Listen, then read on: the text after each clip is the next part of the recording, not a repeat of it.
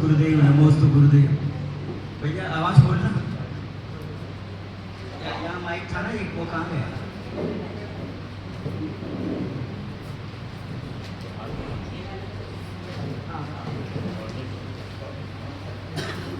Hello hello, इसका एक को कम कर देना थोड़ा सा। सभी भाई बहन हाथ जोड़कर जय बोले।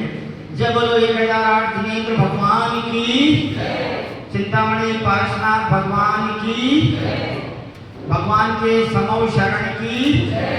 अभी हम सब समय शिखर जी पहुंच रहे हैं।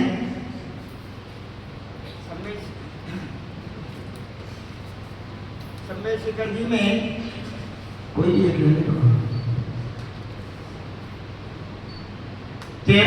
20 कोटि के सामने मध्य लोक, ठीक 24 भगवान बाहुबली स्वामी, और बाद में समो शरण है ना, विमल समाधि, और बाद में 30-24 मंदिर, और बाद में शांतिनाथ जिनालय अभी जो नया बना है, और बाद में क्षेत्रपाल बाबा, और बाद में शिखर जी का रास्ता।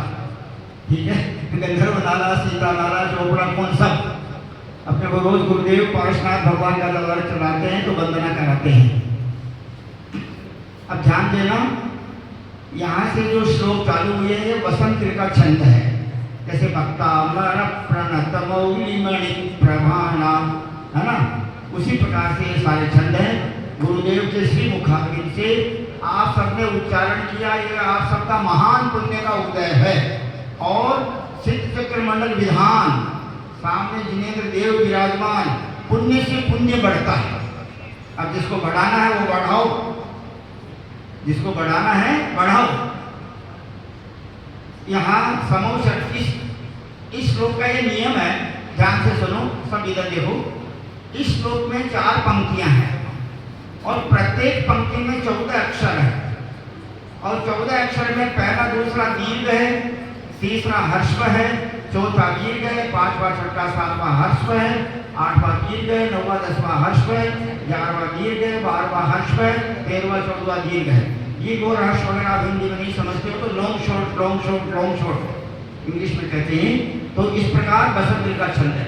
जितने बसंत ऋतु का छंद, चाहे कल्याण मंदिर स्तोत्र हो, चाहे भक्तामर स्तोत्र हो, चाहे समोचन के 10 स्तोत्र हो, 10 श्लोक हैं, तो सब में ये नियम लागू होता है। प्रत्येक पंक्ति में प्रत्येक अक्षर में ये नियम रहता है। अब यहाँ पर पहले श्लोक का उच्चारण तो जो कि गुरुदेव ने करा दिया है, हम सब कर चुके हैं, इसलिए मैं मात्र हिंदी में भावार्थ पढ़ता हूँ। ध्यान देना, क्योंकि अपना सबका पुण्य ऐसा बढ़ रहा है कि हम सब अगले जन्म में समो शरण में रहेंगे और गुरुदेव के ही समो शरण में रहेंगे। क्या समझे? ये लिंक बनता है। आप वर्तमान योगा साइड में देख लो, कितने भवों से साथ चलते हैं जीव और साथ में मोक्ष चले जाते हैं। विश्वनाथ भगवान के साथ में 10 जीव चले थे, स्वयं विश्वनाथ जीव और राजा श्रेयांश, भरत चक्रवर्ती, बाहुबली, ऋषभसेन, बहुत ऐसे 10 जीव। एक तो वो सारे के सारे 10 भोग भूमि में गए, देव बने, मनुष्य बने, देव बने, सब सर्वासिद्धि गए, सब आकर के यहाँ पर एक साथ उत्पन्न हो गए। ये कई जन्मों का संस्कार रहता है। श्लोक नंबर 1 में कहा 61, आकाश में पृथ्वी से 5000 धनुष ऊपर जाकर सुंदर 20,000 सीढ़ियों पर, कितनी सीढ़ियां वहां पे समोचन में? 20,000, 20,000। 3 लोक के नाथ जिनेंद्र देव की कुबेर रचित समोचन की रचना कौन करता है? कुबेर करता है। सोम, यम, वरुण और कुबेर, ये चारों दिशाओं के देवता हैं। और जो दक्षिणेंद्र हैं भैया जी, दक्षिणेंद्र हैं, उनके लोकपालों के भी नाम यही हैं, सोम, यम, वरुण और कुबेर। वरुण भैया बैठे यहाँ पर। तो सोम और ये चारों अगले जन्म से मोक्ष जाते हैं, नियम है। चारों लोकपाल अगले जन्म से नियम से मोक्ष जाते हैं। तो इस प्रकार कहते हैं कि जिनदेव की 3 लोक के नाथ, जिनदेव की कुबेर रचित समोषण सभा है। जैसे ये धर्म सभा है, आचार्य देव की ये धर्म सभा है, उसी प्रकार वहाँ तीर्थंकर भगवान की सभा है। उस समोषण सभा में जो विराजमान है उन तीर्थंकर प्रभु के लिए हमारा नमस्कार हो। इसलिए जितना अधिक समय आप धर्म दान धर्म की क्रियाओं में लगाओगे उतना अपना पुण्य बढ़ेगा। जितना प्रमाद करेंगे पुण्य माइनस होगा, नंबर कम मिलेंगे। श्लोक नंबर 2। जिनेन्द्र देव की समोषण सभा की रचना इस प्रकार है। वैसे तो अपन पंचकल्याणक प्रतिष्ठा महोत्सव में देखते हैं, संक्षेप में स्वरूप देखते हैं कि कैसे कैसे समोषण की रचना की जाती है। यहाँ पर वर्णन जो आचार्यों ने लिखा है उसको आप ध्यान से सुनने की कृपा करें कि उसमें सबसे पहले धूलिसाल नाम का कोट तट है, उसके बाद एक वेदी है, उसके बाद पुनः एक वेदी है, इस वेदी के बाद दूसरा स्वर्ण का एक कोट है, तट है, उस तट के आगे पुनः वेदी है तथा इस वेदी के बाद तृतीय रूपा का तट है, उसके आगे पुनः वेदी है, उसके बाद पुनः स्फटिक मणि का तट है और उसके आगे पुनः वेदी है। इस प्रकार की रचना से जिनका समोषण सुशोभित है उन जिनेश्वर भगवान के लिए हमारा बारंबार नमस्कार हो। हाथी और सिंह, हाथी आगे जाकर भगवान पार्श्वनाथ बन गए और सिंह आगे जाकर महावीर भगवान बन गए, तिर्यक से तीर्थंकर बन गए। ये जैन शासन ऐसा है कि पतित से पतित जीव को भी पावन पावन तम बना देता है। इसलिए समोषण में उन्हीं जीवों का प्रवेश होता है जिनकी होनार अच्छी है। सिद्ध चक्र महामंडल विधान की आराधना, कितने लोग सवेरे आए, कितना अच्छा लगा, सुंदर, वो क्षण बार बार नहीं आते। हमारे उपाध्याय श्री महाराज कहते हैं जो क्षण जीत जाते हैं बाद में लगता है कि वो क्षण बहुत अच्छे थे, जो समय निकल गया उसके लोग उतनी केयर नहीं करते, लेकिन बाद में लगता है कि अगर मैं उस समय केयरफुल होता तो मैं बहुत पुण्य इकट्ठा कर लेता। अब तीसरा श्लोक देखिए। उस समोषण सभा में प्रथम धूलिसाल कोट, वेदी के मध्य में सुंदर महल व चैत्यालय है। बनाने वाले कौन है? कुबेर है। विक्रिया से बनाते हैं, ज्यादा देर नहीं लगती, अंतर्मुहूर्त में सब काम हो जाता है।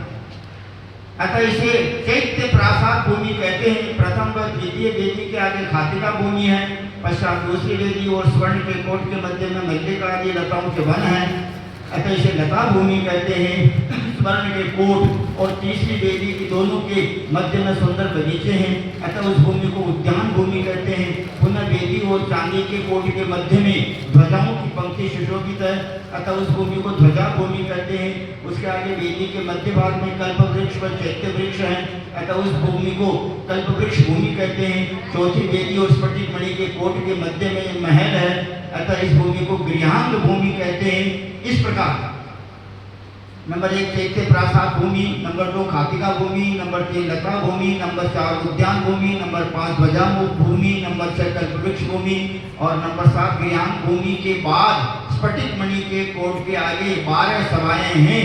उसके बाद 3 मेखला व कमल युक्त सिंहासन है। उस सिंहासन पर 4 अंगुल अधर बैठकर तीर्थंकर भगवान उपदेश देते हैं।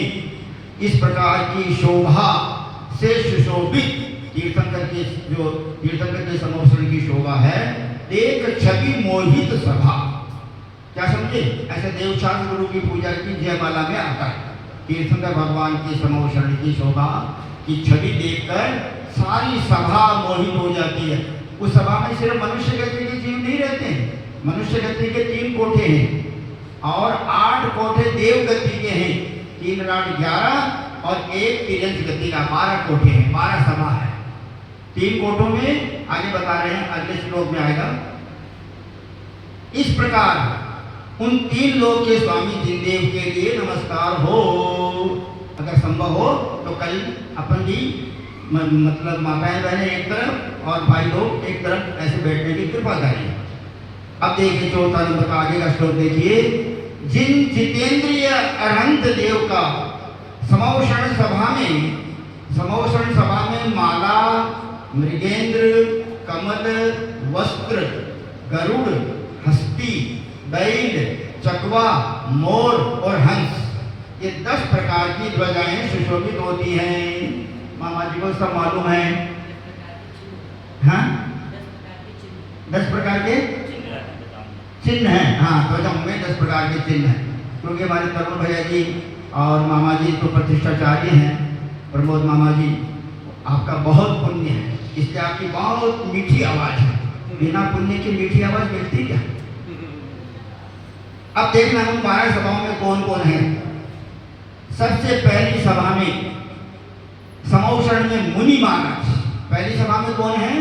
मुनि महाराज, गणधर, आचार्य, उपाध्याय, साधु परमेश्वरी भगवान, कितने बहुत सारे मुनिराज होते हैं। महावीर भगवान के समौषण में 14,000 मुनिराज थी और 35,000, एक 36,000 भी आया है, 36,000 आर्यिका माताएं थी। सबसे ज्यादा ऋषभनाथ भगवान, पद्म प्रभु, सुमतिनाथ के गणधर भी बहुत थे। इस प्रकार पहली सभा में मुनि महाराज और दूसरी सभा में कल्पवासिनी देवियां, पहले स्वर्ग से लेकर सौधर्म स्वर्ग से लेकर सौधर्मेशान, सानंद कुमार, महेंद्र, ब्रह्म, ब्रह्मोत्तर, लांतव, कापिष्ट, शुक्र, महाशुक्र, सतार, सहस्रा, रेशवा, नत, प्राणतयोर, आरणचितयोर, नवसु, ग्रेवे, केशु, विजय, वैजयंत, जयंता, पराजितेषु, सर्वार्थ सिद्धौच। ये सूत्र है ऊर्ध्वलोक का। आपा ना बेईमानी कहा, कल्पोपन्ना, कल्पातीता, अष्ट, उपरी उपरी, ये सारे सूत्र चौथे अध्याय में आते हैं। तो देवियां होती है 16 स्वर्ग तक। उसके बाद में लोग रेवक, नवनिदेश, 5 69 विमानों में देवियां नहीं होती और सबका जन्म होता है पहले दूसरे स्वर्ग में। आगे के देव उनको अपनी नियोगिनी जानकर अवधि ज्ञान से लेकर के आ जाते हैं। तो पहली सभा में मुनि महाराज, दूसरी सभा में कल्पवासिनी देवियां, शची, इंद्राणी, सब वगैरह वही बैठती। तीसरी सभा में आर्यिका माताएं और श्राविकाएं, है ना? हाँ, तीसरी सभा में दोनों है, आर्यिका माताएं और श्राविकाएं। मतलब महिला वर्ग का ये एक कोठा है। और चौथी सभा में ज्योतिषी देवियां, 5वें में व्यंतर देवियां, 6ठी में भवनवासी देवियां, ये भवन प्रीति देवियां। यानी कल्पवासिनी देवियां दूसरे कोठे में, फिर तीसरे कोठे में फिर मनुष्य मतलब महिला वर्ग, और फिर चौथे, 5वें, 6ठे कोठे में भवन प्रीति देवियां, और 7वें में भवनवासी देव, 8वें में व्यंतर देव, 9वें में ज्योतिष देव और 10वें में कल्पवासी देव। सौधर्म में इंद्र यहाँ पर बैठते हैं, कल्पवासी देवों के कोठे। और 11वीं सभा में मनुष्य, राजपुरुष, जितने भी पुरुष हैं, मनुष्य हैं, राजा, रंक, फकीर, जिसका पुण्य है, वहाँ पर समौषण में सब जाकर के सम्यक दृष्टि होती, सम्यक दृष्टि जाती है वहाँ पर, विद्या दृष्टियों का प्रवेश ही नहीं है। और 12वीं सभा में तिर्यंश, जलचर नहीं जाते, सिर्फ थलचर और लवचर, पशु पक्षी, जिसका पुण्य होता है, तो तिर्यंश भी समौषण सभा में जाते हैं। इसलिए एक दोहा आता है, सुलझे पशु उपदेश सुन, भगवान के उपदेश को सुनकर पशु भी सुलझ गए। सुलझे क्यों न पुमान, ना हरते भय वीर जिन, गज पारस भगवान।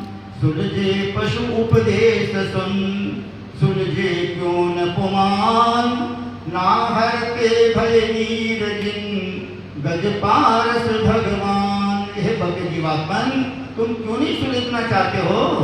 तिर्यंश होकर के तीर्थंकर बन गए, हाथी पारसनाथ बन गए, सिंह महावीर भगवान बन गए, खदिर साहब वीर शिकारी, कबीर के मांस का त्याग किया, वो प्रथम तीर्थंकर बन रहे हैं राजा श्रेणी बन करके। इसलिए उन्नति और अवनति दोनों अपने हाथ में हैं। अपने को उन्नति करना चाहिए, रत्नत्रय की उन्नति। लौकिक पदार्थ तो संयोग जो है वो पुण्य पाप के अधीन है। पुरुषार्थ होता है सिर्फ आत्मा की उन्नति के लिए। इस प्रकार गुरुदेव ने जो आज 5 श्लोक हमको पढ़ाए हैं, हमको सबको हमारा पुण्य है, इसलिए हम यहाँ पर आए हैं। जिसका पुण्य है वो यहाँ बैठा है। अदरवाइज यहाँ भी कुछ लोग भी हैं जो, हालांकि आवाज़ तो ये पहुँच रही है गायों को, कुलसाराम में बंदर और गायें भी सुनती थी। क्या समझे? बहुत सारी गायें थी वहाँ पर गौशाला में, और बंदर भी बहुत थे, वो भी सुनते थे, क्योंकि उनको भी तो वो भी सर्प भी थे वहाँ पर। तो जिसका होनहार है वो कर्म के उदय से किसी भी प्रजाति में पहुंच गया हो वह जीव। लेकिन जैसे अपने दादा नाना और भी बहुत पूर्वज सब जिन धर्मी थे, इसीलिए अपन उस वंश परंपरा में आए हैं। इस प्रकार का एक श्लोक और आपको बोलता हूँ जो इसका समूह षडगा हम लोग चैत्य भक्ति में पढ़ते हैं। हाथ जोड़िए। मानस्तंभा सरांसी प्रविमल जल सत्खातिका पुष्पवाटी प्राकारो नाट्यशाला द्विते मुकुवनं वेदिकान्तर्ध्वजाद्यः शालः कल्पद्रुमाणां सुपरिवृतवनं स्तूपर्ण्यावली च प्राकार स्फाटिकोन्तर नृ सुर मुनि सभा पीठिकाग्रे स्वयंभू। जय बोलो चिंतामणि परशुराम भगवान की। परम पूज्य अंतर्मना गुरुदेवाचार्य श्री प्रसन्न सागर जी महाराज की। परम पूज्य उपाध्याय परमेश्वरी भगवान सौम्य मूर्ति 108 श्री पीयूष सागर जी महाराज की। परम पूज्य ज्ञानी ध्यानी तपस्वी अभीष्म ज्ञानोपयोगी प्रवर्तक मुनिराज श्री सहज सागर जी महाराज की। सिद्ध चक्र महामंडल विधान की। समस्त आचार्य संघ की। नमोस्तु गुरुदेव, नमोस्तु गुरुदेव। हाँ